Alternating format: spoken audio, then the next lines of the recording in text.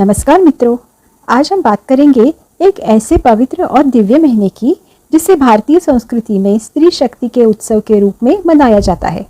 जी हाँ, यह है सावन महीना, जिसमें न सिर्फ शिव भक्ति का प्रभाव होता है बल्कि देवी शक्ति, मातृत्व और स्त्री समर्पण के कई रूपों का भी उत्सव मनाया जाता है। आइए इस वीडियो में जानते हैं कि सावन के महीने में भारत के अलग अलग प्रांत में देवी के रूप में नारी शक्ति को नमन करते हैं, उन व्रतों के माध्यम से जो नारियों की भक्ति, त्याग और आशीर्वाद को दर्शाते हैं। हरियाली तीज या हरा तीज, जिसे सिंघारा तीज, छोटी तीज, श्रावण तीज या सावन तीज भी कहा जाता है। इस दिन महिलाएं अपने हाथों, कलाइयों और पैरों पर विभिन्न कलात्मक रीति से मेहंदी रचाती है, इसीलिए हम इसे मेहंदी पर्व भी कह सकते हैं। इस दिन सुहागिन महिलाओं द्वारा मेहंदी रचाने के पश्चात अपने कुल की वृद्ध महिलाओं से आशीर्वाद लेने की भी एक परंपरा है। सावन शुक्ल तृतीया को मनाई जाने वाली हरियाली तीज पार्वती माँ की तपस्या और उनके शिव से मिलन की कहानी से जुड़ी है। इस दिन विवाहित महिला और कन्याएं पार्वती माँ का व्रत रखती है। माता पार्वती ने हजारों वर्षों तक शिव को प्राप्त करने के लिए कठिन तपस्या की। कहा जाता है कि इस दिन माता पार्वती सैकड़ों वर्षों की साधना के पश्चात भगवान शिव से मिली थी। यह भी कहा जाता है कि माता पार्वती ने भगवान शिव को पति रूप में पाने के लिए 107 बार जन्म लिया, फिर भी माता को पति के रूप में शिव प्राप्त हो ना सके। 108वीं बार जब माता पार्वती ने जन्म लिया तब श्रावण मास की शुक्ल पक्ष तृतीया को भगवान शिव पति रूप में प्राप्त हो गए। उनकी इसी भक्ति से प्रसन्न होकर शिव ने उन्हें अपनी पत्नी स्वीकार किया।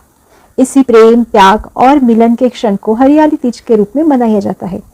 तभी से ये व्रत का प्रारंभ हुआ। इस अवसर पर जो सुहागन महिलाएं 16 श्रृंगार करके शिव पार्वती की पूजा करती है, उनका सुहाग लंबी अवधि तक बना रहता है। यह हरियाली रंग का विशेष महत्व है। झूला झूलाना, मेहंदी लगाना, लोकगीत गाना और पार्वती शिव की पूजा करना।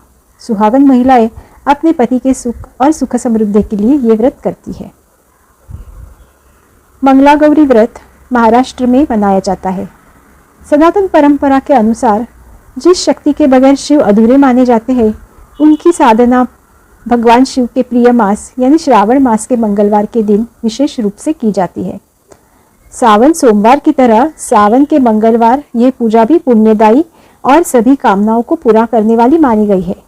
मंगला गौरी व्रत को महिलाएं अखंड सौभाग्य की कामना किए पूरे विधि विधान से करती है, ताकि उनके जीवन में कभी भूल से भी अमंगल का प्रवेश ना हो सके। मंगलवार के दिन सावन के हर हफ्ते मंगला गौरी का व्रत मनाया जाता है। ये व्रत विवाहित महिलाओं के लिए बहुत शुभ माना जाता है।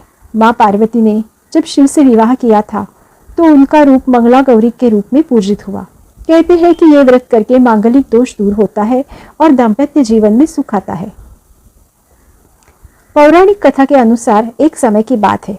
एक शहर में धर्मपाल नाम का एक व्यापारी रहता था। उसकी पत्नी काफी खूबसूरत थी और उनके पास काफी संपत्ति थी, लेकिन उनके कोई संतान नहीं होने के कारण वे बहुत दुखी रह करते थे।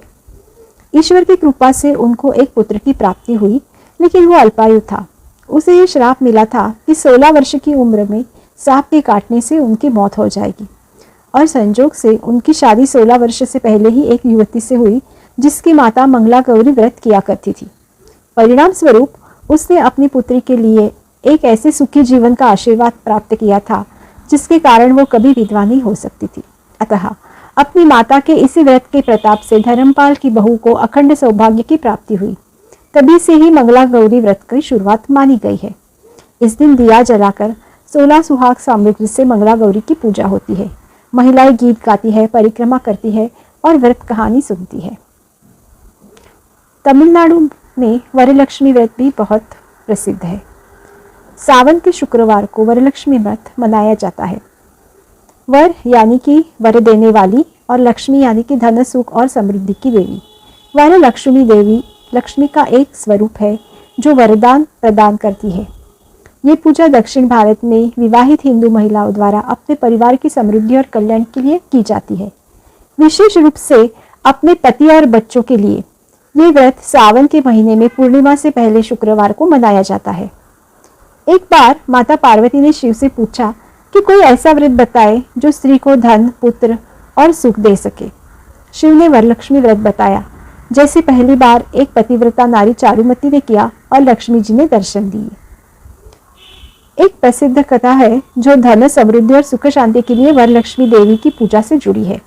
ये कथा श्रावण मास के शुक्ल पक्ष में पूर्णिमा से पहले शुक्रवार को सुनाई जाती है। प्राचीन काल में मगध देश में कुंडी नामक एक नगर था। वहां चारुमती नाम की एक महिला रहती थी जो अपने सास, ससुर और पति की सेवा में तत्पर रहती थी और साथ ही माँ लक्ष्मी की भी भक्ति। एक रात चारुमती को सपने में माँ लक्ष्मी ने दर्शन दिए और श्रावण मास के अंतिम शुक्रवार को वरलक्ष्मी व्रत करने की सलाह दी। चारुमती ने अन्य महिलाओं के साथ मिलकर विधि पूर्वक व्रत किया। व्रत के बाद जब वे कलश की परिक्रमा कर रही थी तो उनके शरीर पर सोने के आभूषण सज गए और उनके घर धन धान्य से भर गए। ये देखकर सभी स्त्रियां आश्चर्यचकित हो गई और चारुमती की प्रशंसा करने लगी। चारुमती ने उन्हें बताया कि यह सब माँ लक्ष्मी की कृपा का फल है। इसके बाद वरलक्ष्मी व्रत का पालन नगर नगर में होने लगा और सभी महिलाएं सुख समृद्धि के लिए इस व्रत को करने लगी। इस दिन कलश स्थापना, तोरण, हल्दी कुमकुम से लक्ष्मी जी को सजाया जाता है। महिलाएं व्रत कहानी सुनती है, मंत्रों का उच्चारण करती है और धन यश की प्रार्थना करती है। श्रावण शुक्रवार को ही ज्योति की भी पूजा की जाती है। ये पूजा माताओं द्वारा बच्चों की रक्षा और दीर्घायु के लिए की जाती है। पुराणों में यह कहा गया है कि ज्योति बच्चों की रक्षा करने वाली है। पौराणिक कथा के अनुसार जरा, जो मूल रूप से एक राक्षसी थी, मगध देश में रहती थी। उस समय मगध के राजा को एक पुत्र की प्राप्ति हुई जिसके शरीर के 2 अलग अलग अंग थे। इस कारण उसे जन्म लेते ही नगर से बाहर निकाल गया। उस समय राक्षसी जरा ने शिशु के 2 अलग अलग अंगों को मिलाकर उसे पुनः जीवन प्रदान किया। इसलिए उस शिशु को जरासंध के नाम से जाना जाने लगा। इस कारण मगध राज्य में जरा राक्षसी का उत्सव मनाया जाने लगा। सभी लोग उसे बच्चों की माता मानने लगे। घर घर में उसकी पूजा होने लगी, ऐसा पुराणों में कहा गया है।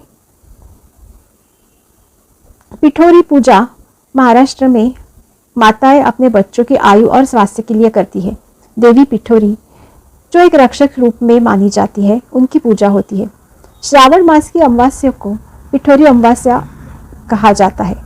इस दिन महिलाएं अपनी संतान के उत्तम स्वास्थ्य और दीर्घायु के लिए देवी की पूजा करती है। इस व्रत की कथा के अनुसार प्राचीन काल में एक ब्राह्मण के घर एक लड़का और लड़की जन्म लेते ही मर जाते थे।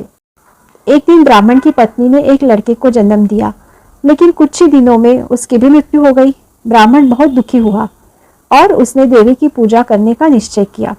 देवी प्रसन्न हुई और उसके पुत्र को जीवित कर दिया और उसे पिठोरी अमावस्या व्रत के बारे में बताया। तब से महिलाएं इस व्रत को करते आ रही है। इस दिन महिलाएं व्रत रखती है, देवी की पूजा करती है और अपने बच्चों के लिए प्रार्थना करती है। इस व्रत में देवी पार्वती, कुमारिका और शिशु रूपी अन्य देवी देवताओं की भी पूजा की जाती है।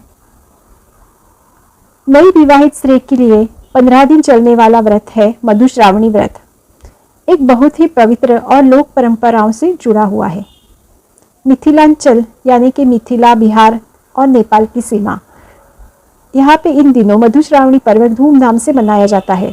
नवविवाहिता अपने पति की दीर्घायु के लिए मधुश्रावणी व्रत मनाती है। 14 दिनों तक ये पूजा होती है, जिसमें नवविवाहिता है बिना नमक के सात्विक भोजन करती है। मधुश्रावणी में सुबह और दोपहर कथा वाचन होता है। शादी के बाद पड़ने वाले पहले श्रावण कृष्ण की पंचमी तिथि से शुक्ल पक्ष की तृतीया तक नाग देवता, गौरी, गणेश और महादेव की पूजा होती है।